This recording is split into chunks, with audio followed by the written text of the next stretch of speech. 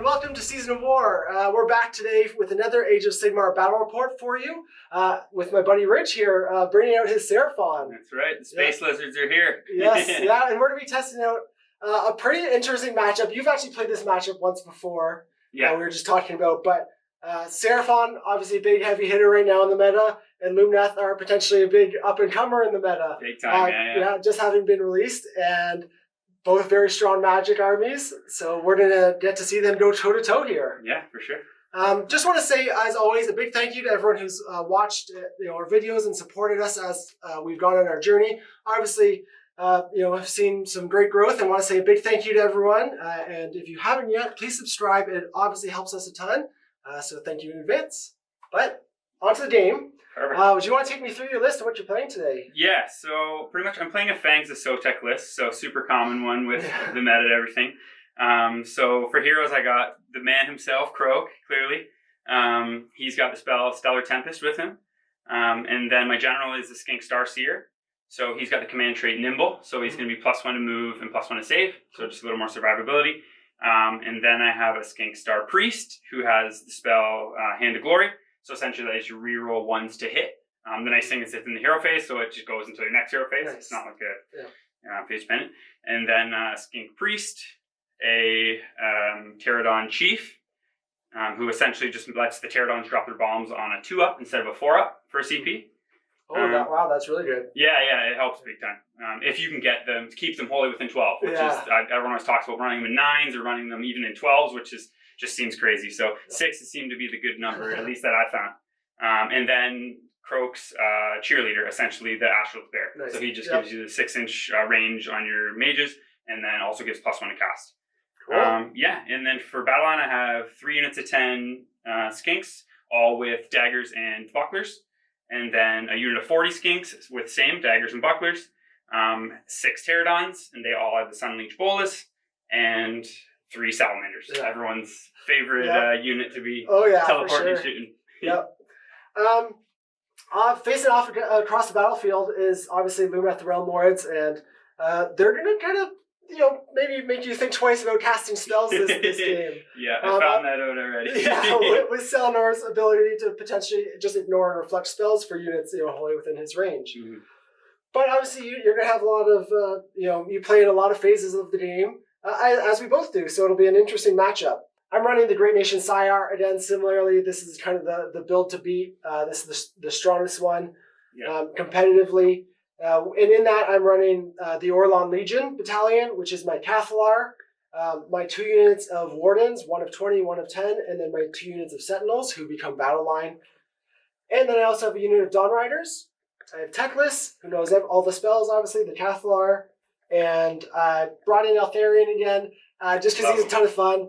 Got the model painted up, and he can definitely do some work also. Try to avoid it.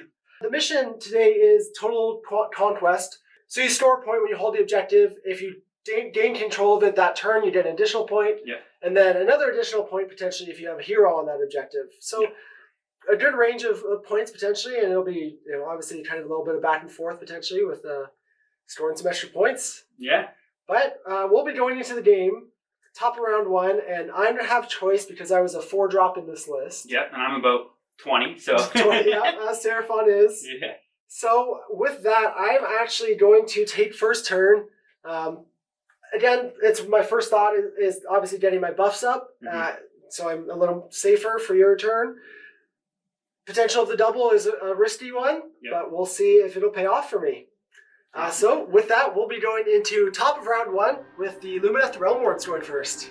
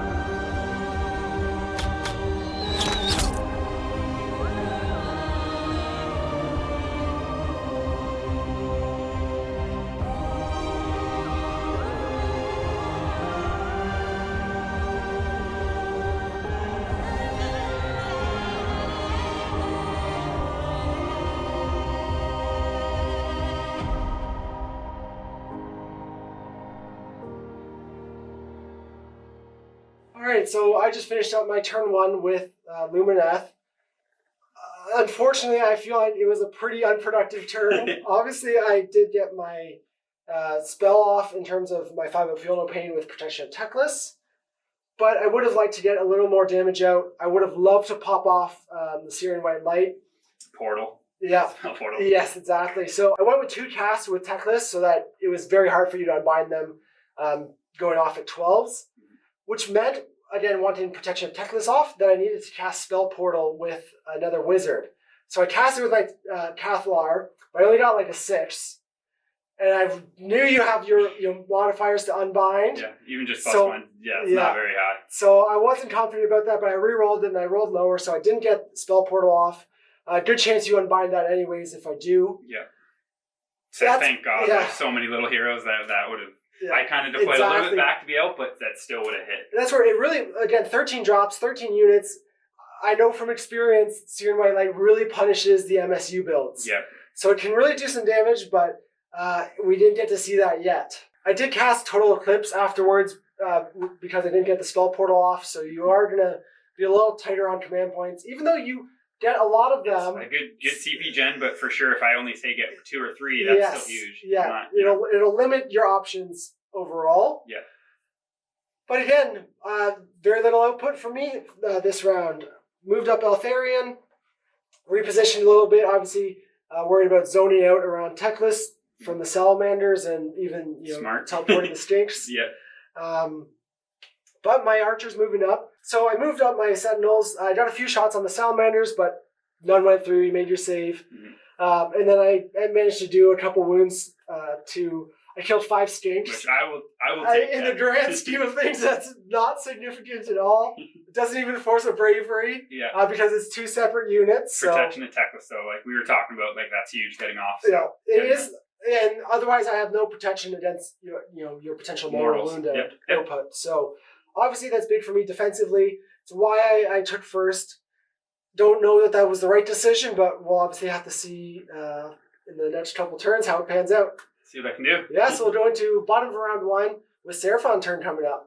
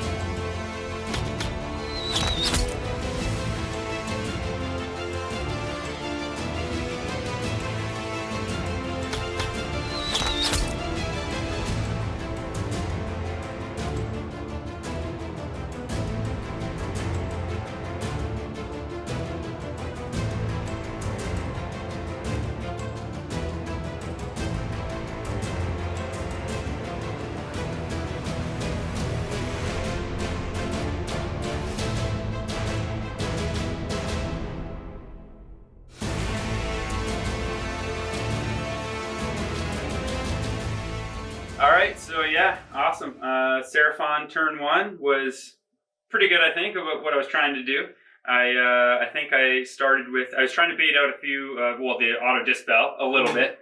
I failed comment, and then I was trying to bait just so I could get the Balewind, obviously, and then I think you auto dispelled the Balewind. And then I ended up getting off real ones to hit with these guys. I kind of knew I was going to teleport more over here, and then I was just out of range. I kept measuring with my Pterodons because I saw Eltharion was out there. Yeah. Obviously, his weakness is to mortals, so I was just out of range to get them in, get the 3d6 charge with the Starseer, drop the bombs on him, that whole spiel. So, not knowing who's going next, I kind of just stayed back a little bit. A little more safe. Yeah, kept the little screen out, bring the Salamanders in, which they did, what Salamanders do. I think they ended up killing 8 of them. Yep. And over here, I was debating because I know the ability for me to spend 2 CP instead of 1 is good. I end up getting 4 CP with my CP gen, which is pretty good, a little over average. But just using even +1 to hit, costing 2 CP is you only have 2 CP at that point, essentially. Basically. So it's do I use it? I was very up in the air with that, so I ended up not even using them and saving them, seeing what's going to happen here. Because then if I say I have 6 or 8, or you know what I mean, then I might not care as much about using 2. So a little bit of positioning left in there for with the parting shot in case I get charged, but really waiting to see who gets. And the -1s to hit came in huge here from Shining Company. Yeah. Less so here. Your Salamanders rolled pretty well. I think I 3 through for mortals on that, which is... And I think I should have, actually it was mostly mortals. Mm-hmm. Could have used their Aether Quartz to buff their saves. Again, I didn't really need to here because your Skinks were hitting on 6s. Yeah. And then again, fishing for 6s after that. But you did kill, 11 wardens compared to 5 in Skinks total, is... and a Sentinel, so yeah. Compared to 5 Skinks in the turn 1, right? So. Oh yeah, so it'll be a bit of a better start, but still a slow game thus far. Yes. And that's pretty much just going to lead us into the priority roll. Yep. So, we'll see who goes next. A 4. 6. It's yours. Yeah. Yeah, I have to take it. Okay. That makes sense. Sounds good. So we'll be going into top of round 2 with Seraphon going first. Sounds good.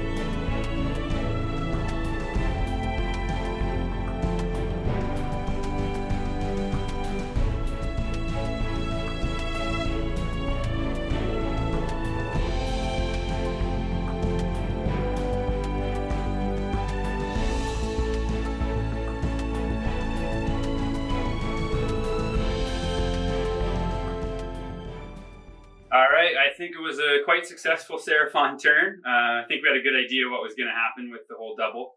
I think I mentioned earlier about the Pterodons going over there before, so clearly there was a lot shorter of a distance. Got into Altharian, yeah. Yeah, and him having the Ethereal, obviously just the mortals are just huge Great way to against take him. him out. So yeah, I ended up having to use my teleport with my Starseer actually. I was going to use something else, but his run roll wasn't big enough. He needed to be wholly within 12 to make them charge 3d6. So I ended up teleporting my Starseer over there. They made, I think they rolled a 9 or so. So they were able to fly. 4 of them flew over him, and the 2 other ones flew over the Spearman. So yeah, I think I killed him to the wound though. It was exactly. pretty close with the 5 up, feeling pain. And then everything else kind of self-explanatory. The Salamander's shot charged into the Spearman. I moved these guys up to charge all my skinks in. I did give them +1 to hit, which I had used 2 CP for. But like you said earlier, hitting on 6s is you can't be trash. Doing that. And you obviously you didn't wipe anything, but like the Sentinels and the Wardens are pretty durable. Yeah. But you managed to take a couple of them out, which is huge. Yeah, and like I was saying to you earlier, I usually think with Lumineth, like I gotta kill Teclis. But in this situation, I just need to kill your bodies. I need to kill. I feel like that's so often the case. Is you just ignore the big models, right? You worry about everything else, and this is a great example. You haven't touched Teclis. No. But like you just said, you're reducing my story models down so much, and that's what the game is all about. That's how you win. So. Yeah, and I kept my summoning. Like I've had some summoning points, so I'll be able to still summon later, and and again, and we know about magic. Kroak did he cast what he can. I think there was only 1 4-up to reflect D3, and then. I just kind of learned with Lumineth, just bring your buff spells, and then having the 1 auto dispel for Balewind again. Yeah. So overall, I think it was you kind of saw what was going to happen. So just rolling dice. And with that, you store 3 and then an extra point for each of those for the heroes. So for these 2, and here I actually couldn't. So I actually had to keep my Star Priest within 6 of these guys to pass the battle shock, which you also deflected another 10 onto them. Yes. So I think they were -22. So I kept. Which you pretty much made me have to use the CP. Yes. I was thinking about rolling it and then keeping my CP for your turn too. But at -22, Braver 10 -12, so you're losing 12 plus D6 models. Yeah. Just not worth the risk. Yeah. Right? And then the Skink Priest didn't roll a high enough run. I did the math, and he could have made it here, but he rolled a 3. And again, I can't spend 2 CP on making that a 6. Yeah. So Cool. All right. Well. You definitely put me and Lumineth in a tough spot right now. At this point, it's like, strategy-wise, it's like, okay, play for the double, plan to get it, and really just kind of maximize what I can do. Yep. But it's going to definitely be an interesting turn. And obviously, Kroak is still a huge limiting factor in terms of unbinding my spells, so I have to be really careful there. Yeah. Yeah, he's a beast. Yeah. But we'll be going into bottom of round 2 and Lumineth turn 2. Sounds good. All right.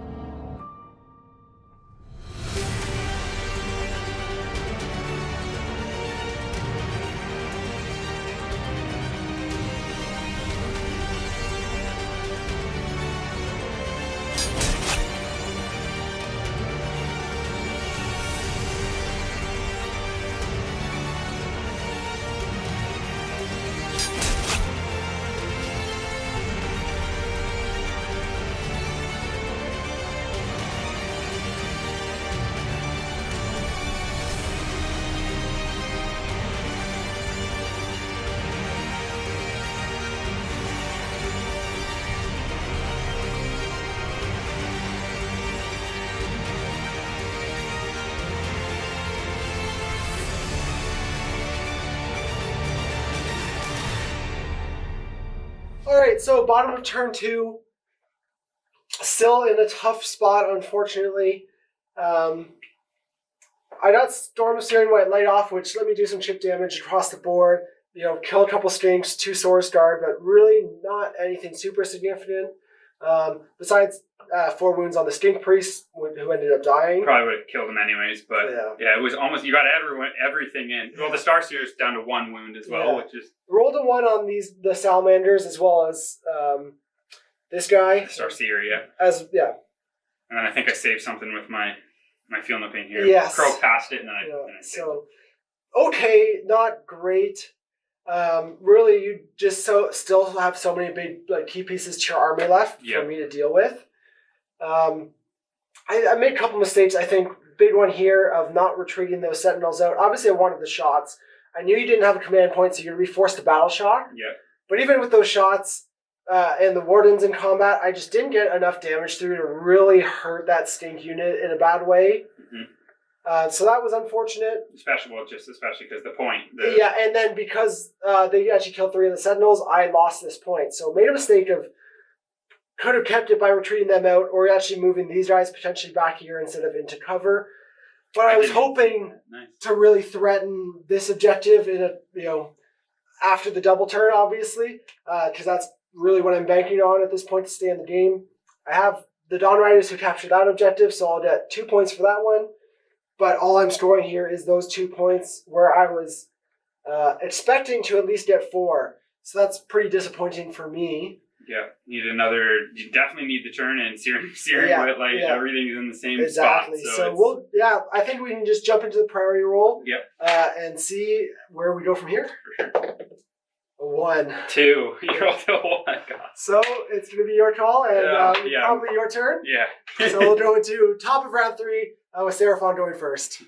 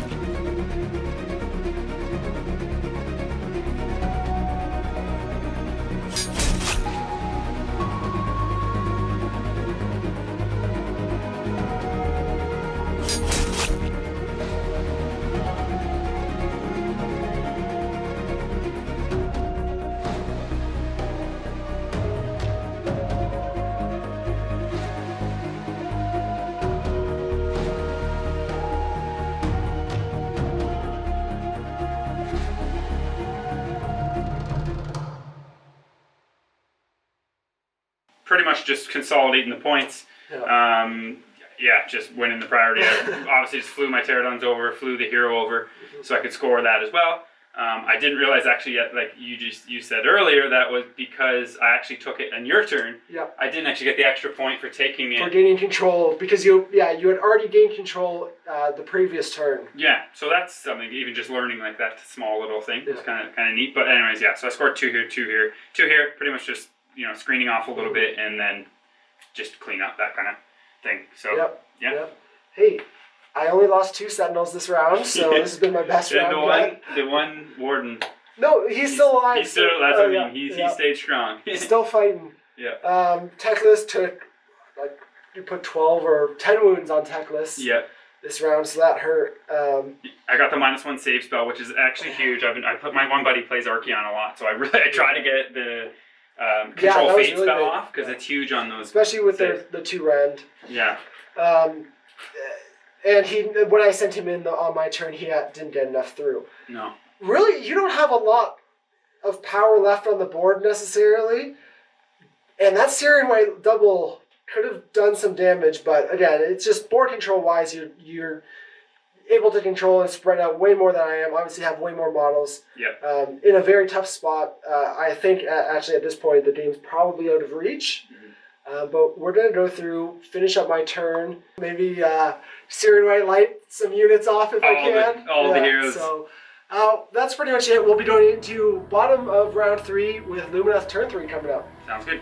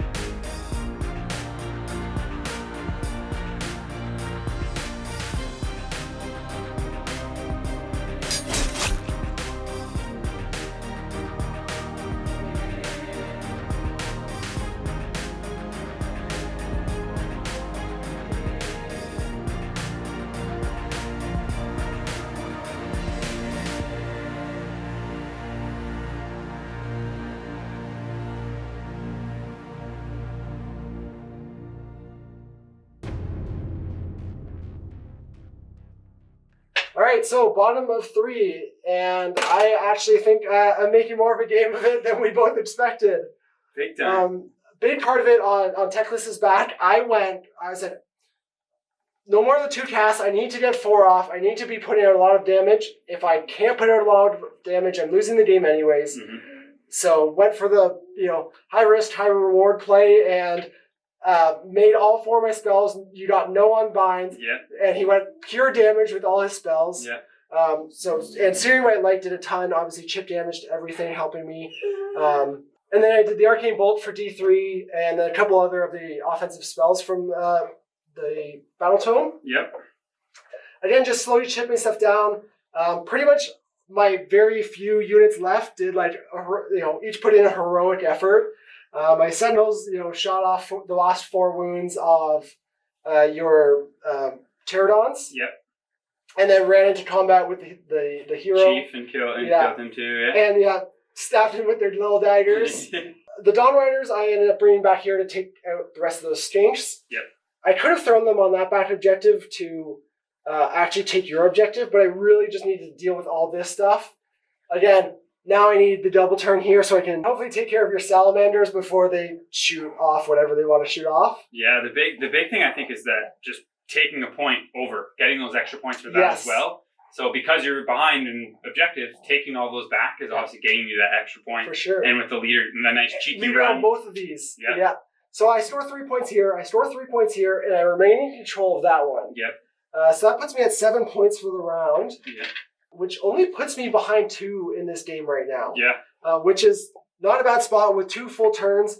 I think now, if I can win priority, I actually have a really good chance to kind of really come back into this and almost take the story advantage. For sure. Like we were saying, I don't know, with my turn, I just try to get as many points as I could kind of thing. And I maybe should have killed more because I thought it was over. Like I got a little ahead of myself just with, doing so much damage and whatnot. But my hero phase was huge in terms of the output I was able to get. Yeah. Now, again, there's always the threat. You have your summoning still, as well as teleporting, so that's going to be tough. I'm not going to necessarily be able to hold objectives very well if I abandon them. No, big priority for sure. Yeah, I think, though, I obviously really want it here. This turn would let me kind of consolidate and hopefully try and deny you from easily taking objectives back. Yeah, for sure. All right, so let's roll. A 6. 4. Okay, so I hit the double. So I win priority, and I'm obviously going to take the turn here and really just try and do everything I can here. So we'll go into top of round 4 with Lumineth Realmlords going first.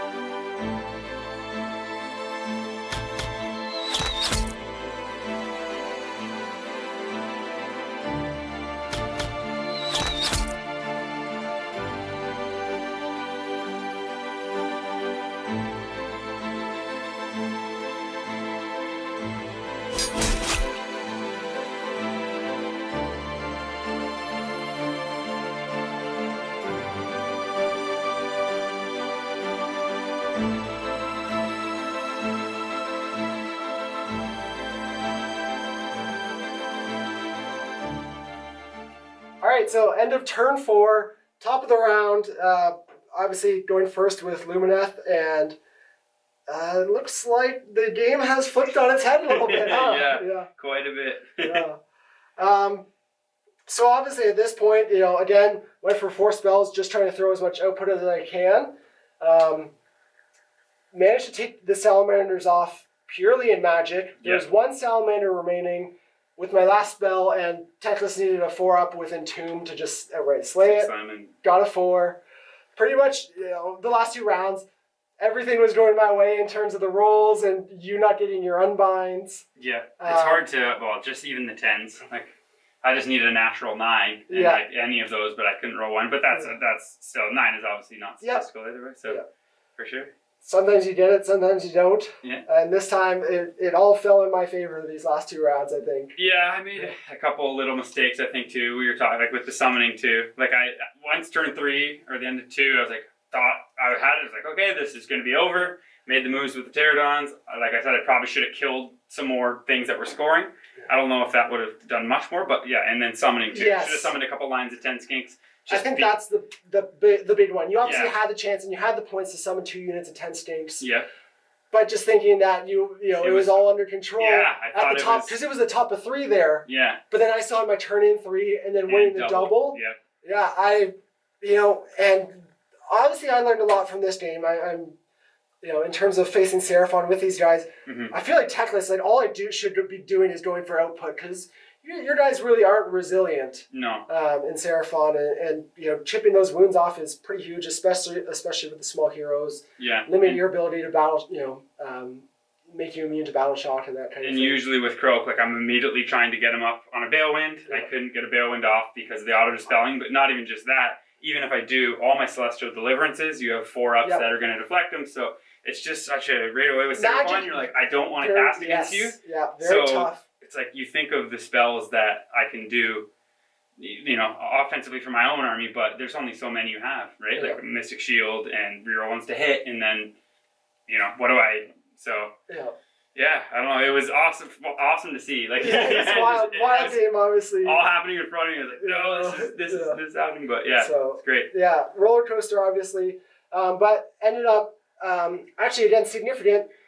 Kroak had 5 wounds remaining from all the spell damage he had taken going into this, and I basically was just needing again. I want to take out Kroak to limit your summoning. Yeah. So I wanted to move up the Dawn Riders to help hopefully finish him off, but with 5 wounds left, the Sentinels actually got 2 wounds through on him. Yeah. I think they had 4 hits, but you saved 2 of them. I think they had 4, so 5 attacks, 2 5s, 2 6s. Yes. So 4 mortals. 4 mortals. Yeah. But you saved 2 of them. Pain, I saved 2, yeah. So. But then Teclis got his shot through and rolled a 5 for damage. So you saved 2 with 3 wounds left. Took 3. Yeah. You took exactly 3. So Kroak was, exactly to the wound killed. Yeah, he was pissed about what happened earlier, like not summoning and what he's. Just wanted to get out of there. Yeah. Then the Dawn Riders obviously didn't have to worry about Kroak and just were able to clean up those last 3 stinks. Yeah. You would have had. I think there was an Astral there. Cleaned him up, but yeah. So he would be there off in the corner. Obviously, he's running away, fight another day. Yeah. So wild game, obviously. With the big caveat, you definitely could have done your summoning earlier. Yeah. I don't know how much more that would have. Like it would have been a roadblock for sure, which would have let me in turn 4 have Kroak to maybe do some more damage or some more summoning. But yeah, that 3 to 4 double, I didn't. And we really saw, because I think in turn 1 we didn't really see the output. Turn 2, I started chipping damage down, but it wasn't really till that second full wave on bottom of 3 of seeing the Searing White Light start to hit everything. Oh man! Where again, that's why not getting that off in turn 1 was so big. Yeah, and just I couldn't even. Yeah. I know dispelling is against 10s is tough, but just one roll of a 9 of the 7 or 8 could have been huge with Searing White Light or the portal, because then that shuts down that. But that's dice. That's what that was a wild game for sure. Yeah, it was fun. Obviously, talking about the key moments, I think for me, in terms of learning point, and we were discussing this, I don't think I should have been as fearful of your kind of alpha teleporting shooting. Yeah. Especially with my native ones to hit on everything. I could have zoned to make sure your salamanders can't hit Teclis. Yeah. And then you're just shooting at stuff with a -1 hit. Yeah. So I think in hindsight, it would have been way better to give way turn 1 priority. Oh, for sure. Yeah. And then because double turn. Realistically, nearly and probably should have cost me the game. Exactly. Yeah. And the skinks with the Shining Company, you know what I mean? They hit on 5s with their blow darts. So that's everyone runs blow darts because it's 16-inch range. So you have to almost give them the +1 to hit. So yeah, you're absolutely right. They're not too fearful, but Yeah, I think I take those wounds. Whatever you want to do. And then it also makes it a little tougher for you to charge because you're charging into more of the strength of my army. Yeah. So I think that's probably a smarter decision in hindsight. Mm-hmm. Unless we were on a different mission where we were closer in deployment and I could have threatened your small heroes more first turn. Yeah. That would be the only, But, I think in that, whatever. Yeah, this one is with like we were saying, when you're taking points and getting extra points, that comes in huge.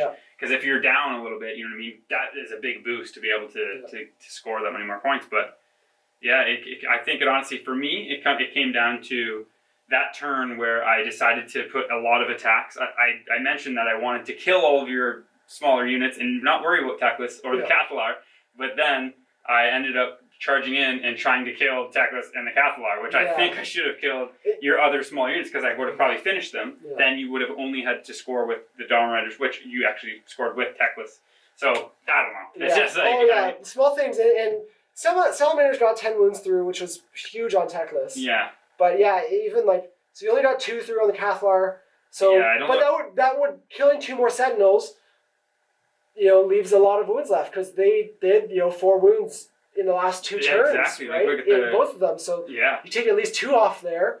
They're doing 2. Well, even if the Pterodons would have probably should have been able to kill them. Yeah. So the Cathalar, I don't know if I should. I don't know with his the same saves, so yeah. So I think I just really shit with on the Cathalar too to be able to not kill him. But yeah. I don't know. You can say a lot of things. Underperformed, but that was also the 5-up.